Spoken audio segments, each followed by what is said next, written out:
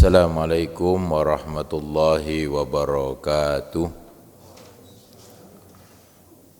Alhamdulillah wa syukrulillah wassalatu wassalamu ala rasulillah ibni abdillah. Amsayna wa amsal mulku lillah walhamdulillah. La ilaha illallah wahdahu la syarikalah. Lahul mulku wa lahul hamdu wa ala kulli syai'in qadir. Amsayna ala fitratil islam wa ala kalimatil ikhlas wa ala dini nabina Muhammadin sallallahu alaihi wasallam wa ala millati abina Ibrahim hanifa muslima wa ma kana minal musyrikin, amma ba'du. Yang saya hormati segenap takmir dan seluruh jamaah Masjid Al-Jannah Green Orchid rahimakumullah. Gimana kabarnya Bapak Ibu sekalian? Mudah-mudahan sehat walafiat, panjang umur, murah rezeki, keluarganya sakinah mawaddah warahmah, anak-anaknya soleh dan solihah, dan bahagia dunia dan akhirat. Salawat serta salam semoga tercurahkan pada junjungan kita Nabi besar Muhammad SAW beserta keluarga, para sahabatnya dan pengikutnya yang setia. Tidak terasa kalau tanggal 7 September 2 pekan yang lalu itu bertepatan dengan gerhana bulan. Di sini sempat ngadakan sholat kusuf. Tidak ada ya? Oh, tidak apa-apalah. Besok-besok kita rencanakan supaya kalau gerhana itu akan datang. Saya sebenarnya posisinya waktu itu ada di Lumajang, sehingga saya sholat gerhana bulan bersama keluarga saya di rumah saudara. Beberapa masjid memang ada yang mengadakan, tapi karena memang itu waktunya malam ya dan dini hari, sehingga banyak orang yang mungkin berhalangan untuk bisa ke masjid. Nah, itu berarti kalau pada waktu itu adalah 15 Rabiul Awal, maka sekarang tanggal 21 itu masuk kategori sudah akhir bulan Rabiul Awal, dan insya Allah kita akan masuki Rabiul Akhir atau Rabiul Tsani, dan mudah-mudahan tidak melepaskan kewajiban kita untuk tetap menjadikan Nabi sebagai uswatun hasanah. Marilah kajian tentang tarbiyatul aulad fil Islam, pendidikan anak dalam keluarga. Kita pun sebagai suami dan istri tetap belajar, sebagai orang tua pun juga tetap belajar. Mudah-mudahan belajar sepanjang hayat, mulai dari buayan sampai liang lahat. Kita awali dengan doa, semoga ilmu kita bermanfaat. Bismillahirrahmanirrahim. Raditu billahi robba wa bil islami dina wa bi muhammadin nabiyya wa rasula rabbi zidni ilma warzuqni fahma waj'alni min ibadikas sholihin. Bapak Ibu yang saya hormati, hadis ke-11 yaitu berlemah lembut terhadap anak sembari memperhatikan keistimewaan usia mereka. Jadi usia perkembangan itu penting untuk kita terus tunjukkan, karena memang itu menyangkut dengan perkembangan di setiap anak-anak kita, supaya nantinya anak kita itu akan tampak kelebihan dan kekurangannya. Semoga ini akan menjadikan hikmah yang mendalam bagi kita semuanya. Saya baca dulu, nanti kemudian Bapak Ibu tirukan seperti biasa. Bismillahirrahmanirrahim. An Abdillah ibni Shaddad an abihi qala kharaja alaina Rasulullah sallallahu alaihi wasallam fi ihda salatai isya wa huwa hamilun hasanan au husainan fataqaddama Rasulullah sallallahu alaihi wasallam fawada'ahu summa kabbara lis-salati fasalla fasajada baina dhahranai salatihi sajdatan atolaha qala abi farafa'tu ra'si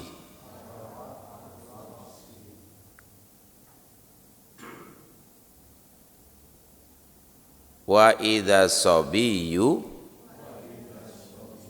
ala dhahri Rasulillah sallallahu alaihi wasallam wa huwa sajidun faraja'tu ila sujudi falamma qada Rasulullah sallallahu alaihi wasallam as-shalah qala an-nasu ya Rasulullah innaka sajadta baina dhahranai sholatika sajdatan atol taha hatta dhonanna annahu qad hadatha amrun au annahu yuha ilaika qala kullu dzalika lam yakun walakinna ibni irtahalani fakarihtu an uajjilahu hatta yaqdiya hajatahu. Hadis ini diriwayatkan oleh Imam An-Nasa'i dalam nomor hadis 727, disahihkan oleh Hakim dan Albani dengan isnad yang sahih. Panjang sekali Bapak Ibu ya. Shadaqallahul azim wa shadaqa rasuluhul karim wa nahnu ala dzalika minasyahidin. Ini hadis yang sering saya kutip untuk menjadikan dasar bahwa kita membolehkan untuk membawa anak-anak dan cucu-cucu kita ke masjid walaupun kita menjadi imam sekalipun. Dari Abdullah bin Shaddad dari ayah beliau radhiyallahu anhu berkata, suatu ketika Rasulullah SAW keluar menjumpai kami untuk melaksanakan salah satu sholat Isya sembari membawa Hasan atau Husain. Jadi kadang-kadang dua-duanya diajak, kadang-kadang salah satu digendonglah sama Nabi, kadang dipanggul di pundak kanan atau pundak kiri. Nabi pun maju dan meletakkan cucu beliau. Jadi setelah digendong tadi datang ke masjid beliau, kemudian baru diletakkan itu cucunya, lalu bertakbir untuk sholat. Maka sholatlah beliau, lalu ketika sujud di tengah-tengah rakaat, beliau memanjangkan sujud beliau, ya, dulu saya pernah sampaikan bahwa Nabi pernah sujudnya lama. Nah, lalu ayahku menceritakan, aku pun mendongakkan kepalaku. Jadi di tengah-tengah sujud itu kan penasaran, kenapa sih Nabi ini kok lama? Dikira apa yang mungkin terjadi yang memudorotkan Nabi. Apa Nabi pingsan atau mungkin mengantuk atau mungkin ada ayat yang turun atau lagi berdoa. Jadi setelah mendongakkan kepala ternyata cucu beliau sedang menaiki punggung beliau ketika sedang sujud.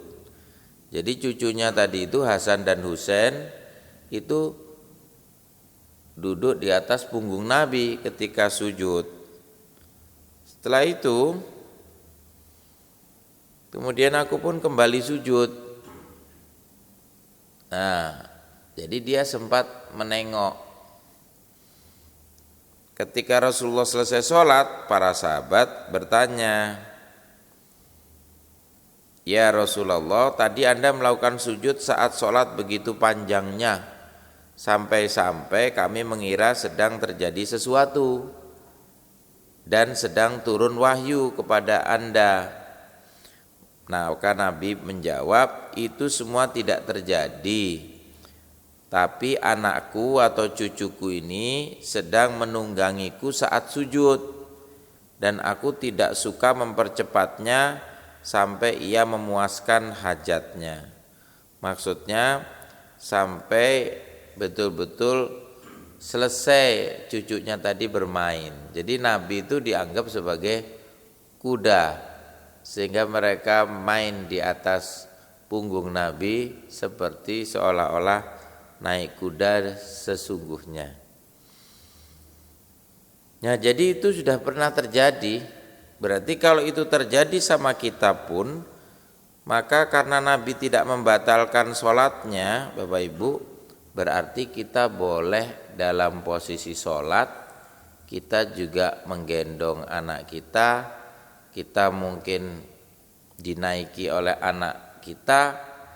Yang penting dua-duanya tetap dalam kondisi suci dan menjaga kesucian mereka. Bapak Ibu sudah pernah dengar ayat atau hadis ini? Ya, ini hadis yang panjang tentang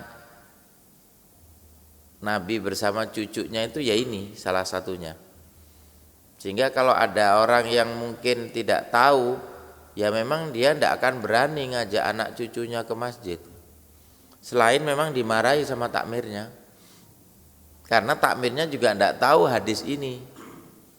Jadi kalau ada tulisan misalnya di masjid, dilarang membawa anak kecil, itu karena posisi takmir itu bisa jadi tidak tahu hadis ini, atau memang terjadi sesuatu di masjid itu sehingga kemudian takmirnya mungkin emosi, akhirnya bikin peraturan anak-anak kecil dilarang ke masjid. Mungkin juga bermain atau merusak atau mengganggu atau teriak-teriak dan segala macam. Tapi yang terjadi di zaman Nabi memang seperti ini, karena ada riwayatnya. Kalau kita tidak ada riwayatnya, mungkin kita bisa berdebat tentang itu. Tapi ini ada riwayatnya. Nah, tinggal bagaimana kita memahami konsep dan konteks ketika Nabi itu mengajak cucunya. Tentu itu mengandung tarbiyatus sholah, yaitu pendidikan untuk mendirikan sholat, dan juga hubbul masjid, mencintai masjid. Nah, faedah yang pertama dari hadis tersebut, di antara tuntunan Islam adalah bersikap lemah lembut terhadap anak-anak.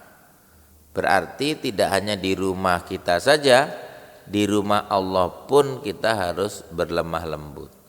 Perkara nanti anak-anak melakukan apapun yang dia belum mengerti, baru nanti kita beritahu pelan-pelan. Masjidil Haram dan Masjid Nabawi itu tidak kelihatan takmirnya siapa. Bapak Ibu, takmirnya tahu siapa? Takmirnya itu ya raja itu. Makanya raja itu disebut dengan khadimul haramain, penjaga dua tanah suci dan dua masjid suci, yaitu Masjidil Haram dan Masjid Nabawi. Jadi takmirnya masjid di sana itu langsung dipegang oleh raja. Nah, ketika aturan-aturan tentang anak-anak ini, tidak ada kemudian yang melarang anak-anak itu tawaf di sekeliling Ka'bah, tidak ada. Maka saya pun kalau pas umroh, anak-anak kecil tuh sering dan banyak yang pakai baju ihram, ikut digendong, ikut dipangku, ikut digandeng waktu tawaf itu, ikut dinaikkan di rangsel bersama bapak ibunya. Nah, begitu pula yang sholat. Kalau kita lihat di pelatarannya Masjid Nabawi itu isinya anak kecil semua. Terus kalau di softnya di bagian ibu-ibu di sana, setiap sholat kita akan dengar tangisan anak-anak dan jumlahnya banyak sekali. Rata-rata menangis. Nah, itu menunjukkan bahwa masjid itu memang harus ramah anak. Jadi sekarang harus ada gerakan bagaimana masjid itu disenangi sama anak-anak. Tadi saya waktu baru datang, ya melihat anak-anak yang ada yang bermain di masjid. Tidak apa-apa, yang penting kita beritahu tetap harus menjaga kesucian. Nah, yang kedua, dianjurkan membersamai anak-anak di tempat-tempat ibadah. Memang ya harus kita bersama dengan mereka. Bagaimana cara kita mendidik mereka kalau kita tidak bersama? Makanya diberitahu, nanti kalau ada apa-apa atau ada perlakuan yang dia mungkin belum mengerti, baru kita beritahu. Untuk menautkan hati dan membiasakannya. Jadi kecil teranjak-anjak, besar terbawa-bawa. Ya seperti ini, bapak ini membawa anaknya ini. Nah, yang lain tadi ya sudah pada pulang, nanti kembali lagi ke sana ke sini bermain. Begitulah anak-anak, dunia anak-anak. Daripada bermain di gereja, mending bermain di masjid. Kita harus bandingkan begitu. Nanti kalau anak-anak itu tidak senang bermain di masjid karena kita marah-marah, nanti mereka bermain di tempat lain. Malah kita tidak terkontrol, ya kan? Itu pembandingnya begitu. Kita bikin anak itu merasa nyaman di masjid itu. Sebagaimana dulu saya ceritakan tentang bagaimana hadis-hadis berkaitan dengan pendidikan ini. Ya, nanti kita perbincangkan ya. Tidak mengapa membawa anak kecil ke masjid selama mereka tidak mengganggu dan berada di bawah pengawasan orang tuanya. Anak-anak itu kan alamnya memang anak-anak, sehingga kalau mereka itu melakukan sesuatu, mereka tetap menganggap bahwa itu adalah bermain. Nah, ketika permainan itu mengganggu kita, nah disitulah maka kita harus nasihati dengan baik. Tidak kita marah kepada mereka.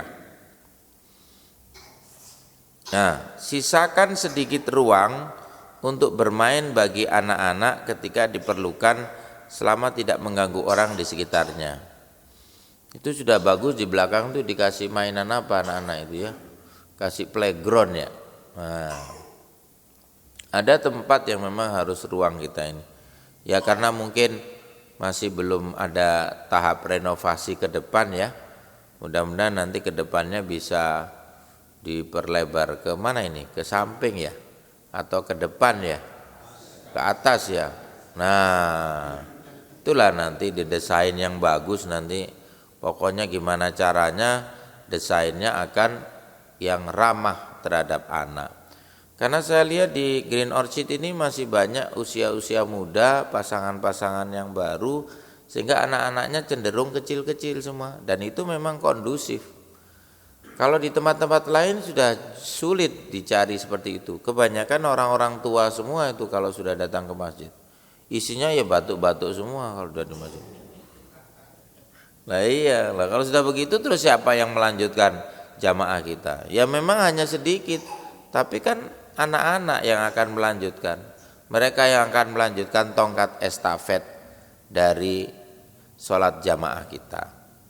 Makanya kita harus ajarkan pada anak-anak itu. Kalau perlu yang seperti kemarin, kalau tidak salah bulan Ramadan atau kapan yang mereka diajari untuk jadi MC ya. Nah, nanti yang adzan juga dijadwal Mas, walaupun bukan Ramadan, kalau perlu dikasih door prize, nggak apa-apa lah. Kita sisihkan door prize, siapa yang mau adzan nanti dikasih, siapa yang mau rutin iqomat walaupun bergantian, sehingga mereka tetap merasa, oh saya ternyata dipercaya sama takmir gitu ya. Kalau di masjid yang lain saya pernah itu sampai saya dilarang untuk jadi imam karena masjidnya punya rumah tahfidz. Jadi anak-anak yang hafal 1 juz, 2 juz, 3 juz tuh suruh ngimami.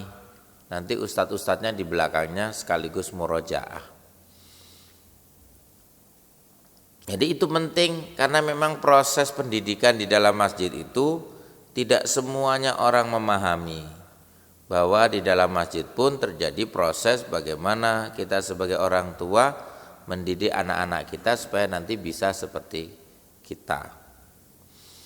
Kalau saya dulu waktu kecil diajari sama bapak saya membersihkan masjid menggunakan sapu lidi dan ember di Masjid Jenderal Sudirman di Bengawan Solo. Di belakangnya SMP Negeri 5 itu. Nah, saya dulu lahirnya di situ tahun 73. Jadi saya mulai kecil di usia balita seperti anak ini. Ini umur berapa? 6, Masya Allah. Adiknya berapa? 4 ya. Jadi saya dulu adik kakak seperti ini sama-sama laki-lakinya. Diajari bapak saya untuk bawa ember sama sapu korek. Istilahnya itu ya sapu korek ya. Dituangkanlah embernya itu airnya di mihrabnya masjid. Habis itu didoronglah sama sapu korek itu sampai ke belakang. Ya seluas itu, seluas masjid itu. Itu setiap hari Jumat pagi sebelum sholat. Setiap itu. Nah, waktu itu belum ada karpet seperti ini. Masih tekel yang warna abu-abu itu. Nah, seperti di luar tuh. Dan itu sampai saya besar pun saya jadi takmir, saya ingat pelajaran dari bapak saya itu. Sampai bapak saya wafat. Jangan lupa dengan rumah Allah. Kalau kau suka menjaga rumah Allah, nanti rumahmu akan dijaga. Jangan lupa dengan sholat, karena nanti Allah yang akan memperbaiki kehidupanmu. Begitulah. Jadi jadi marbot dulu itu seneng. Nah, kalau anak-anak ini nanti lama-lama besar seneng ngurusi masjid, jadi marbot, insya Allah kehidupannya akan teratur sebagaimana kita juga mengatur masjid ini supaya lebih baik. Nah, yang kelima, pendidik hendaknya memperhatikan sifat dasar atau tabiat anak-anak seperti aktif, banyak bergerak, suka bermain. Jadi masjid itu juga nanti disediakan yang disebut dengan playground ya. Jadi kalau udah masjid seperti itu, bahkan Nabi itu suruh ajarkan anak-anak kita itu berkuda.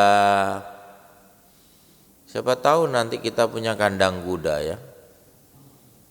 Lalu berenang. Siapa tahu di sebelah masjid ini nanti ada fasilitas kolam renang. Memanah, siapa tahu kita juga punya fasilitas untuk menarik anak-anak bisa memanah di sini, ada sasarannya. Yang penting anak-anak itu seneng lah gimana caranya. Kalau yang saya ceritakan di Masjid Jogokaryan itu dikasih wifi yang bandwidth-nya itu besar dan tinggi sehingga anak-anak pada mainan wifi, mainan itu dengan wifi-nya masjid. Lama-lama mereka ya sholat walaupun mainan. Kalau ada anak datang ke masjid lalu duduk manis, gak rame, gak lari-lari, gak rame, oh berarti hari itu loro. Nah gitu ya. Itulah makanya kita harus tahu lah sifat dasarnya itu. Itu sifatnya anak-anak aktif, hiperaktif, dan memang itu sifat mereka. Maka Nabi pun ngerti. Kalau sahabat tadi tidak tahu Nabi sujudnya karena apa, kan khawatirnya ada salah paham. Dikira memang betul Nabi itu dikira berdoa yang cukup lama waktu sujud, padahal semestinya memang sujud itu cukuplah dengan doa-doa yang sudah diajarkan Nabi. Kalau Bapak Ibu pakai apa biasanya? Subhana rabbiyal azim atau subhana rabbiyal a'la? Rukuk sama sujud itu kan waktunya sama. Ya, benar. Apa kalau di sujud atau mungkin doa yang lain, subhanakallahumma rabbana bihamdika allahumma fili. Intinya tidak lama-lama dan tidak panjang-panjang memang. Karena ada orang yang terbatas ketika sujud itu. Saya pernah diprotes sama salah satu jamaah, mereka mengadu, Ustadz itu ada imam yang sujudnya lama itu Ustadz, kenapa sih? Dia ngelamun atau ngantuk Ustadz? Kenapa Bu? Saya ini vertigo katanya. Oh vertigo ya. Ya pokoknya nggak sampai vertikal saja lah Bu. Ya kan kelamaan mungkin dia memahami hadis aqrabu bainal abdi wa rabbihi fis sujud fa aktsirud du'a. Jadi waktu yang paling dekat antara hamba dan Tuhannya itu adalah di waktu sujud, maka perbanyaklah doa. Lah dia mungkin mengamalkan itu. Sementara dia lupa kalau jamaahnya ini ada yang vertigo. Nah nanti tanyalah sama dokter gimana itu caranya supaya sujud tapi tidak vertigo itu gimana. Padahal kalau aliran darah yang paling bagus itu adalah yang pada saat sujud, karena semua ke otak dan kepala. Tapi kan nggak semua orang punya pemahaman kayak gitu. Orang yang hamil saja harus memperbanyak posisi rukuk dan merangkak kok ya. Dalam posisi seperti itu, dan itu untuk kandungan sangat bagus. Berarti posisi rukuk dan sujud untuk ibu hamil itu bagus. Nah, tapi ya begitulah, jamaah itu macam-macam. Suatu saat ada namanya sahabat Nabi itu Ubay bin Ka'ab. Dia mengimami sebuah jamaah. Terus ada jamaah yang mengadu kepada Nabi, ya Rasulullah, kemarin itu loh Ubay bin Ka'ab tuh ngimami lama sekali ya Allah, ya Rasul. Gimana tuh? Nah, terus suatu saat Ubay itu dipanggil, tapi tidak ditanya waktu di depannya jamaah supaya nggak malu beliau. Terus pada waktu diam-diam ditanya, Ubay, aku dengar engkau ngimami ya kapan itu jamaah itu? Iya betul ya Rasul. Katanya kau ngimaminya lama ya? Iya betul katanya. Kenapa kok lama wahai Ubay katanya? Lu aku niru engkau katanya. Oh kapan itu kau niru aku sholatnya panjang? Pada waktu sholat malam. Jadi sahabat-sahabat Nabi itu ada yang kalau Nabi sholat malam tuh mereka ikut berjamaah. Karena sholat malam tuh boleh berjamaah. Oh gitu ya. Nah pada waktu engkau membaca ayat panjang itulah ya Rasul, aku mempraktekkannya pada sholat berjamaah dengan para sahabat dan kaum muslimin katanya. Oh gitu, ya. Ubay, kau waktu sholat berjamaah itu kan hanya aku dan engkau. Iya betul. Kau tahu kekuatanku dan aku tahu kekuatanmu. Benar. Kalau aku panjang bacaannya, karena aku ngerti engkau makmumku satu-satunya. Dan kalau kau ngikuti aku, karena kau kan ingin memang tak pengen tahu sholat malamku bagaimana. Nah, Nabi kan sampai diriwayatkan kakinya bengkak. Bengkak itu karena aliran darahnya kan ke kaki semua. Iya betul Pak Dokter ya, Pak Dokternya tahu. Kalau kita ini sholat nggak sholat emang kakinya bengkak. Kolesterol atau asam urat. Itu urusannya lain. Ini kan kebanyakan ke Kairo, rumah makan yang ada di Embong Arab atau di Mesir.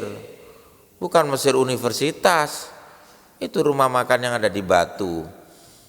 Nah mungkin kebanyakan itu sehingganya dia itu punya penyakit-penyakit yang kemudian dia menjadikan kakinya bengkak. Nah itu mungkin pemicu-pemicu, tapi Nabi itu bengkaknya karena memang berdirinya lama. Kenapa berdirinya lama? Karena bacaannya panjang. Tapi Nabi kalau berjamaah nggak pernah panjang. Makanya Ubay itu diprotes waktu itu. Kenapa? Ubay, jamaahmu tuh macam-macam. Ada yang tua, ada yang muda, ada yang anak-anak, ada orang yang manula, ada yang mungkin segera ada urusan, ada yang mungkin sakit. Ya, makanya kamu ringankan kalau berjamaah itu. Gimana kalau anak-anak lalu kamu perpanjang, sementara anak-anak itu ingin segera bermain. Jadi Nabi cukup bijaksana ketika menasihati kalau ada sahabatnya yang ingin sholatnya itu panjang. Kalau sendiri silahkan diperpanjang, tapi kalau berjamaah ringankanlah. Iqra'u ma tayassara minal Qur'an. Bacalah Al-Qur'an itu yang paling mudah bagimu. Saya tadi rakaat pertama sama rakaat kedua tadi termasuk panjang apa enggak? Wong itu cuma satu ayat Kata dipotong piro meneh. Tadi itu rakaat pertama itu satu ayat, surat Al-Hujurat ayat 11. Rakaat kedua surat Al-Hujurat juga ayat 12. Jadi cuma satu ayat toh. Dan kalau baca satu ayat tuh nggak boleh dipotong setengah ayat. Harus satu ayat tuh minimal. Kalau surat Al-Fatihah kan 7 ayat, ya kan? Terus kalau surat-surat pendek seperti Al-Ikhlas, Kulhu itu 4 ayat. Ya. Nanti surat yang terpendek ada 3. Surat Al-Asr, surat An-Nasr, sama Al-Kautsar. Itu 3 ayat. Jadi kalau dibandingkan jumlah ayatnya, surat yang saya baca tadi paling sedikit karena cuma 1 ayat dibandingkan surat Kulhu. Tapi karena kita kebiasaannya kulhu Ustaz, jadi merasa kalau kulhu itu paling pendek. Nah itu namanya perasaan. Nah kita ini baper, terbawa perasaan. Tapi tidak apa-apa, namanya juga berjamaah. Nah bersikap strict atau kaku terhadap anak bukanlah metode pendidikan yang tepat. Ya tiap masjid itu memang samalah. Lain ladang, lain belalang, lain lubuk, lain ikannya. Lain masjid, lain takmirnya. Betul? Suatu saat saya pernah mengajak anak saya perempuan itu untuk sholat Jumat. Karena waktu kecil, waktu di taman kanak-kanak, saya tidak sempat lagi jemput anak itu kemudian memulangkan ke rumah. Saya jemput anak itu dan langsung saya ajak untuk khutbah Jumat. Saya ngerti di masjid-masjid itu tidak disediakan itu jamaah perempuan karena untuk jamaah laki-laki saja sudah kurang tempatnya. Akhirnya anak saya perempuan saya beritahu, "Nak, nanti tidak usah ikut dengan bapak sampai ke mihrab ya, karena kamu perempuan. Kamu di pojok saja di belakang sendiri biarpun nanti tidak ada jamaah perempuannya." Jadi selama TK 0 kecil 0 besar tuh anak itu tak ajak terus ke masjid. Suatu saat takmirnya ini tidak ngerti. Terus ditanyai anak saya. Tapi anak saya nggak nyebut kalau itu anak saya. Duk kok di sini? Pulang aja, begitu kan? Suruh pulang anak saya. Nah sudah selesai. Enggak mau, aku ingin sholat di sini katanya gitu. Ya. Setelah itu saya, Ustadz, tadi Ustadz sendirian?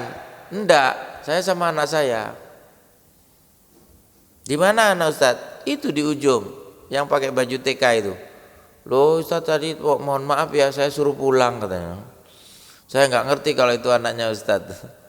Jadi ada memang takmir itu yang memang menganggap kalau anak-anak dan apalagi yang perempuan seperti itu pola pikirnya, dan juga suka mengusir anak-anak yang ke masjid. menyuruh mereka pulang, padahal sama orang tuanya dari rumah sudah disuruh ke masjid. Nah kan bingung, yang di rumah nyuruh ke masjid, yang di masjid nyuruh pulang. Akhirnya anak itu mainan, ya ndak ke masjid ya nggak pulang, iya kan, untung ndak hilang.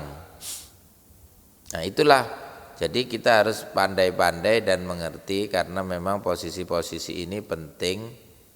Yang penting anak-anak kita jaga kesuciannya. Nah jadi kita jangan sampai bersikap kaku terhadap mereka, karena mereka pun ingin ke masjid. Yang ketujuh, pertengahan atau tawazun.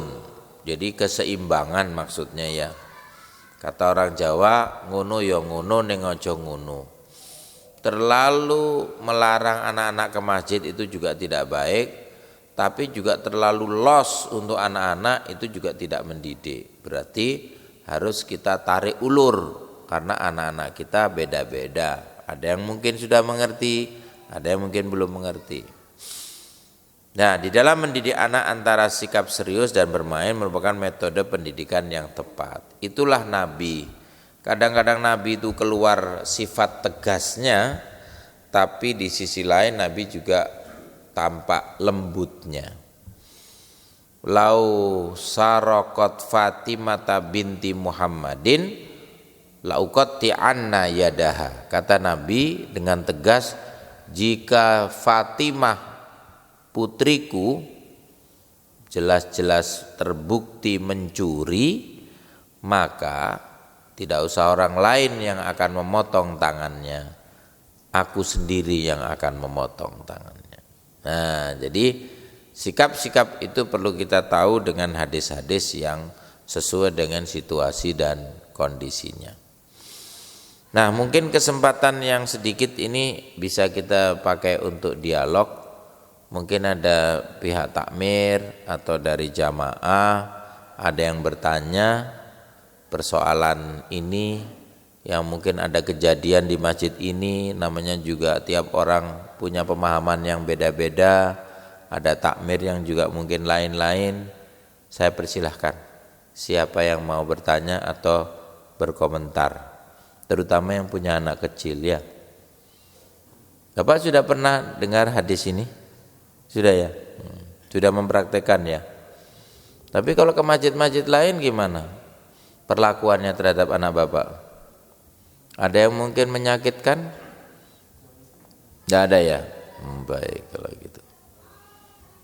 Ya memang ada juga peraturan-peraturan yang sangat ketat di masjid itu. Kadang ditulis peraturannya di luar. Ya itu dalam rangka untuk mengatur sebenarnya, bukan untuk semata-mata melarang. Tapi kalau namanya emosi, udah marah sama, dibukul lah sama mereka. Gitu. Monggo silakan. Iya, wah mana dulu ini? Yang kanan apa yang kiri? Yang tua apa yang muda dulu? Monggo Bapak, silakan. Oh sama-sama mudanya, Masya Allah. Gitu. Ya, monggo, katuran Pak. Ya.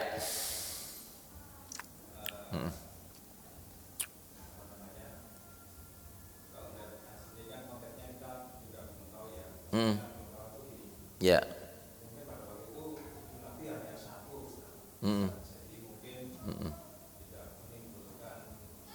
Kegaduhan ya, keramaian ya.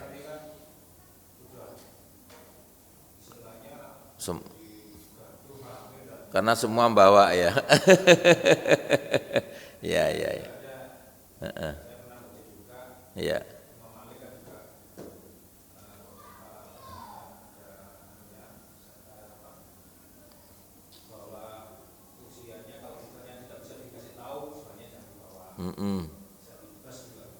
Ya.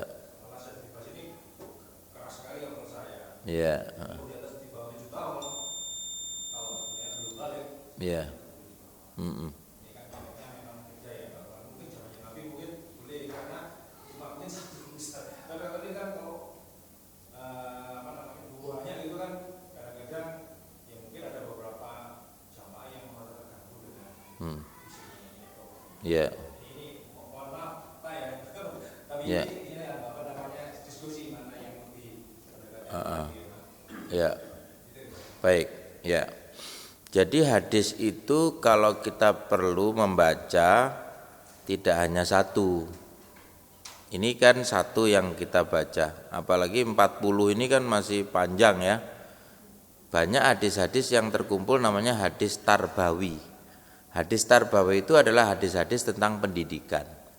Dan itu jumlahnya ribuan. Nah, karena jumlahnya ribuan berarti kita tidak bisa langsung menyimpulkan dengan satu hadis kemudian kita ambil sikap. Tetapi kita harus pertimbangkan berbagai macam teks dan konteks. Nah, kalau Bapak tadi menyampaikan begitu memang betul. Imam-imam madhab itu pasti mereka punya pertimbangan tertentu, apalagi mereka juga hidup di negeri dan tempat yang berbeda-beda. Tentu kalau tempat yang berbeda, maka situasi dan kondisinya pun berbeda, sehingga ijtihadnya pun berbeda pula.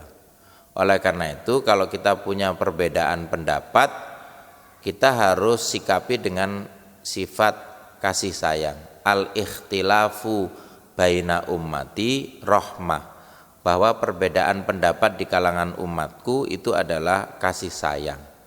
Maka kalau ada perbedaan pendapat apapun yang berkaitan dengan masjid ini dan berkaitan dengan persoalan anak-anak, itu pun juga harus dibicarakan dengan baik-baik, dengan bijaksana. Nah, caranya gimana supaya di satu sisi tidak terjadi gangguan dan sisi lain tetap kita membangun kebersamaan dan kekhusyuan?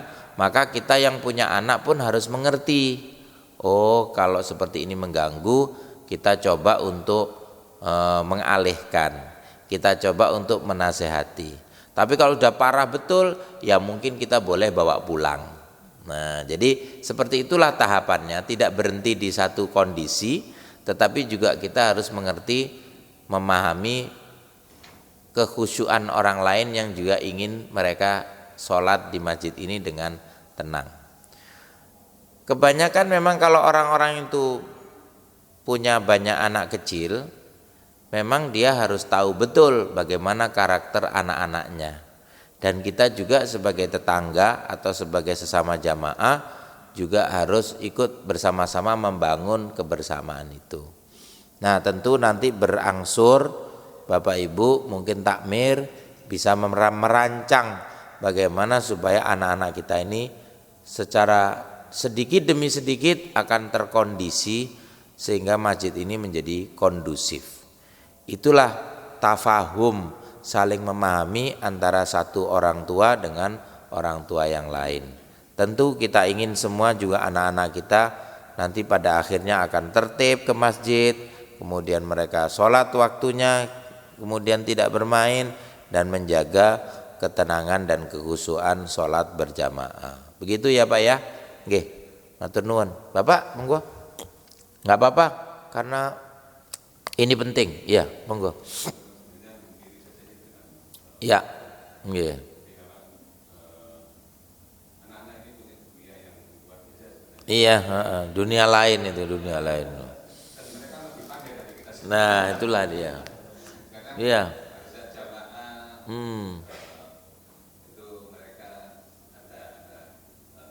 Komunitas itu ya. Nah. Selesai. Berposisi.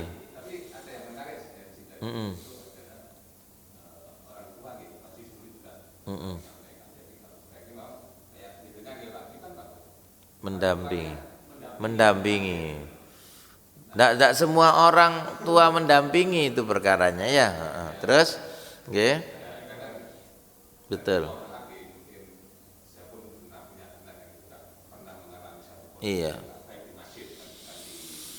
Oke. Sehingga memicu konflik kadang ya, memicu pertengkaran karena perbedaan pendapat tadi ya. Iya. Oke. Ya. Sholat kesana kesini iya betul, tantangan tersendiri, betul. Ya. Betul. Iya. Betul. Ya. Jadi untuk umur seperti anak balita seperti kita ini, itu kan memang betul-betul dalam pengawasan orang tua ya. Makanya sesuatu dalam pengawasan itu menjadi penting. Nabi aja kalau nyuruh sholat itu baru umur 7 memang. Muru auladakum bahwa fisabein. Umur 7 baru disuruh sholat. Kalau tadi cucunya masih kecil seperti kata bapak tadi, emang cucunya ya cuma 2, Hasan dan Husain. Cuma 2. Dan kejadiannya itu ya memang pada cucu Nabi. Tapi Nabi ingin memberikan contoh bahwa kalian pun tidak apa-apa membawa itu, asal dalam kontrol, dalam pengawasan orang tua. Berarti Nabi pun ikut mengontrol. Walaupun Nabi sendiri waktu sujud, gimana nih anaknya duduk di atas. Kalau Nabi bangkit atau Nabi duduk kan anak itu bisa terjatuh dan celaka. Nah jadi ada umur yang perlu kita lihat. Umur 7 itu kan kira-kira anak SD kelas 1 ya. Nah, itu mulai bisa kita berikan pengertian. Jadi pengertian itulah yang penting. Nah, nanti kalau di masjid baik-baik ya. Kalau udah waktunya iqomat, ayo kita bersama-sama. Terus begitu aja dinasihati. Itu Nabi lakukan 22 tahun, 2 bulan, 22 hari. Coba dakwahnya itu 23 tahun. Lah kalau lihat kita umur anak kita 23 tahun kan sudah lulus kuliah. Jadi nasihat itu Pak mulai dari anak kecil sampai anak itu dewasa. Itu yang Nabi lakukan. Jadi Nabi pun tidak bosan-bosannya selalu mengajak anak-anak juga untuk selalu sholatnya seperti kita orang dewasa. Sampai umur 10.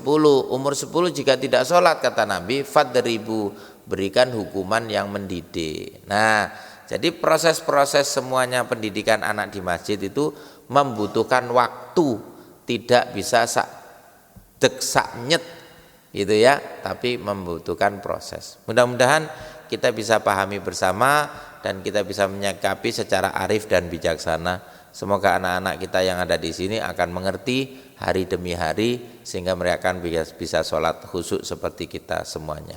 Terima kasih, mudah-mudahan bermanfaat. Mari kita tutup dengan hamdalah. Alhamdulillahirabbil alamin. Subhanakallahumma bihamdika asyhadu an la ilaha illa anta astaghfiruka wa atubu ilaik. Walafu minkum. Wassalamualaikum warahmatullahi wabarakatuh.